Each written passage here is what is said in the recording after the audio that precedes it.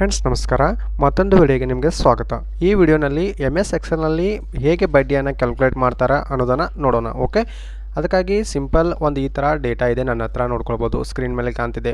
ಇದನ್ನು ಯೂಸ್ ಮಾಡ್ಕೊಂಡು ಯಾವ ರೀತಿ ಬಡ್ಡಿ ಮತ್ತು ಒಟ್ಟು ಮೊತ್ತ ಕ್ಯಾಲ್ಕುಲೇಟ್ ಯಾವ ರೀತಿ ಮಾಡ್ಕೊಳ್ಳೋದು ಅಂತೇಳಿ ತಿಳ್ಕೊಳ್ಳೋಣ. ಓಕೆ, ಅದಕ್ಕಾಗಿ ಏನು ಮಾಡ್ಕೊಳ್ಳೋಣ, ಒಟ್ಟು ಬಡ್ಡಿ ಸೆಲ್ ಇರುತ್ತೆ, ಅಲ್ಲಿ ಬಂದುಬಿಟ್ಟು ಈಜ್ವಲ್ ಟು ಕೊಡೋಣ. ಈಜ್ವಲ್ ಟು ಕೊಟ್ಟಾದಮೇಲೆ ಬಡ್ಡಿ ಯಾವ ಥರ ಕ್ಯಾಲ್ಕುಲೇಟ್ ಮಾಡ್ಕೊಳ್ಬೇಕಪ್ಪ ಅಂತಂದ್ರೆ, ನಮ್ಮದು ಸಾಲದ ಮೊತ್ತ ಎಷ್ಟೈತಿ ಅದನ್ನು ಪೈಲಕ್ಕೆ ಸೆಲೆಕ್ಟ್ ಮಾಡ್ಕೊಳ್ಬೇಕು.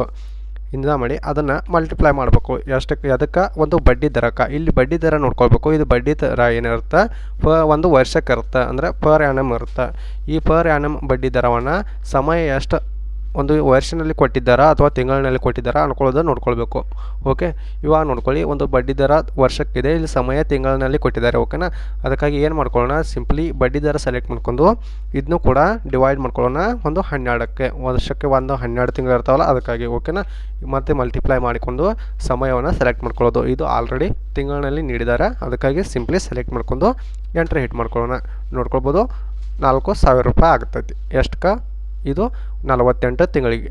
ಓಕೆನಾ, ಇವಾಗ ಏನು ಮಾಡ್ಕೊಳ್ಳೋದು, ಒಟ್ಟು ಮೊತ್ತ ಕ್ಯಾಲ್ಕುಲೇಟ್ ಮಾಡ್ಕೊಳ್ಬೇಕಪ್ಪ ಅಂತಂದ್ರೆ ಸೆಲ್ನಲ್ಲಿ ಹೋಗಿಬಿಟ್ಟು ಒಟ್ಟು ಮೊತ್ತ ಸೆಲ್ ಇರುತ್ತಲ್ಲ, ಇಲ್ಲಿ ಹೋಗಿಬಿಟ್ಟು ನಮ್ಮ ಸಾಲದ ಹಣ ಎಷ್ಟಿದೆ ಅದನ್ನು ಸೆಲೆಕ್ಟ್ ಮಾಡ್ಕೊಂಡು ಪ್ಲಸ್ ಮಾಡ್ಕೊಳ್ಬೇಕು. ಅದನ್ನು ಬಡ್ಡಿ ಒಟ್ಟು ಬಡ್ಡಿ ಇರ್ತಿಲ್ಲ ಅದನ್ನು. ಓಕೆ, ಇವಾಗ ಎಂಟ್ರಿ ಹಿಟ್ ಮಾಡ್ಕೊಂಡ್ರೆ ನಮ್ಮ ಟೋಟಲ್ ಮೊತ್ತ ಸಿಗ್ತೈತಿ. ನೆಕ್ಸ್ಟ್ ಒಂದು ಸೆಕೆಂಡ್ ಎಕ್ಸಾಂಪಲ್ ನೋಡ್ಕೊಳ್ಳೋಣ. ಶಿವ ಅನ್ನೋ ವ್ಯಕ್ತಿ 48,000 ರೂಪಾಯಿ ಸಾಲ ಪಡ್ಕೊಂಡಾನ, ಒಂದು 4% ಬಡ್ಡಿ ದರದಂಗೆ. ಓಕೆ, 12 ತಿಂಗಳಿಗೆ. ಇವಾಗ ಒಂದು ಎಷ್ಟು ಬಡ್ಡಿ ಆಗ್ತೈತೆ ಅಂತ ಯಾವ ರೀತಿ ಕ್ಯಾಲ್ಕುಲೇಟ್ ಮಾಡ್ಕೊಳ್ಳೋದು, ಈಜ್ವಲ್ ಟು ಕೊಡೋದು, ಒಂದು ಸಾಲದ ಹಣ ಇರ್ತಿಲ್ಲ ಅದನ್ನು ಸೆಲೆಕ್ಟ್ ಮಾಡ್ಕೊಂಡು ಮಲ್ಟಿಪ್ಲೈ ಮಾಡ್ಕೊಳ್ಳೋದು 4%ಗೆ. ಇದು ಪರ್ ಆ್ಯನಮ್ ಇರುತ್ತೆ, ಇಲ್ಲಿ ಕೂಡ 12 ತಿಂಗಳೈತಿ, ಡಿವೈಡ್ ಮಾಡ್ಕೊಳ್ಳೋದು 12ಕ್ಕೆ ಇಂಟು ಇದು ಎಷ್ಟೈತಿಲ್ಲ ಸಮಯ ಅದನ್ನು ಸೆಲೆಕ್ಟ್ ಮಾಡ್ಕೊಂಡು ಎಂಟ್ರಿ ಹಿಟ್ ಮಾಡ್ಕೊಳ್ಳೋದು. 1920 ರೂಪಾಯಿ ಆಗ್ತೈತ್ರಿ 48,000ಕ್ಕೆ. ಓಕೆ, ಇದನ್ನು ಒಟ್ಟು ಮೊತ್ತ ಎಟ್ ಆಯ್ತು ಹಂಗಾರೆ ಒಂದು ಈಜ್ವಲ್ ಟು ಕೊಟ್ಬಿಟ್ಟ ಒಟ್ಟು ಒಂದು ಸಾಲದ ಹಣ ಪ್ಲಸ್ ಒಂದು ಬಡ್ಡಿ ಎರಡು ಕೂಡಿದ್ರೆ ಒಟ್ಟು ಮೊತ್ತ ಸಿಗ್ತೈತೆ ಒಂದು. ಓಕೆ, ಒಟ್ಟು ಎಷ್ಟಾಗ್ತೈತಿ 49,920 ರೂಪಾಯಿ ಆಗ್ತೈತಿ. ಓಕೆ, ಒಂದು ವರ್ಷಕ್ಕೆ 12 ತಿಂಗಳಿಗೆ ಅಂದಂಗೆ. ನೆಕ್ಸ್ಟ್ ಒಂದು ಥರ್ಡ್ ಎಕ್ಸಾಂಪಲ್.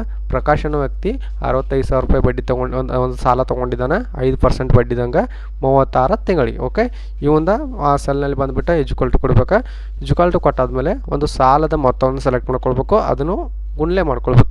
ಅದಕ್ಕೆ ಬಡ್ಡಿ ದರಕ್ಕೆ ಇದು ಪರ್ ಆ್ಯನಮ್ ಇರುತ್ತೆ, ಇದು ಪರ್ ಮಂತ್ ಇದೆ. ಓಕೆ, ಅಂತಂದರೆ ಇದನ್ನು ಡಿವೈಡ್ ಮಾಡ್ಕೊಳ್ಬೇಕು 12ಕ್ಕೆ. ಓಕೆ, ನೆಕ್ಸ್ಟ್ ಮಲ್ಟಿಪ್ಲೈ ಮಾಡ್ಕೊಳ್ಬೇಕು ಇದನ್ನು ಸಿಂಪ್ಲಿ ಎಂಟರ್.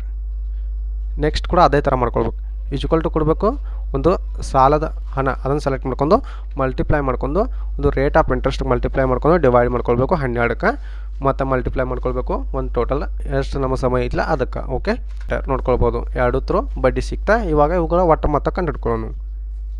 ಈಜ್ವಲ್ ಟು ಕೊಡೋಣ, ಪ್ರಕಾಶ್ ಅನ್ನೋ ವ್ಯಕ್ತಿ ಇರೋದು ಒಟ್ಟು ಮೊತ್ತ ಆಯ್ತು ನೋಡೋಣ, ಸಾಲದ ಹಣ ಪ್ಲಸ್ ಒಂದು ಒಟ್ಟು ಬಡ್ಡಿ. Okay, enter. ಅದೇ ಥರ ಒಂದು ಮಾದೇವ್ ಅನ್ನೋ ವ್ಯಕ್ತಿರ್ದು ಎಷ್ಟೈತಿ ಈಜ್ವಲ್ ಟು ಕೊಟ್ಬಿಟ್ಟು ಸಾಲದ ಹಣ 35,000 ಐತಿ, ಅದನ್ನು ಪ್ಲಸ್ ಮಾಡ್ಕೊಳ್ಬೇಕು ಎಷ್ಟಕ್ಕೆ ಒಂದು ಬಡ್ಡಿಗೆ. Okay, enter ನೋಡ್ಕೊಳ್ಬೋದು.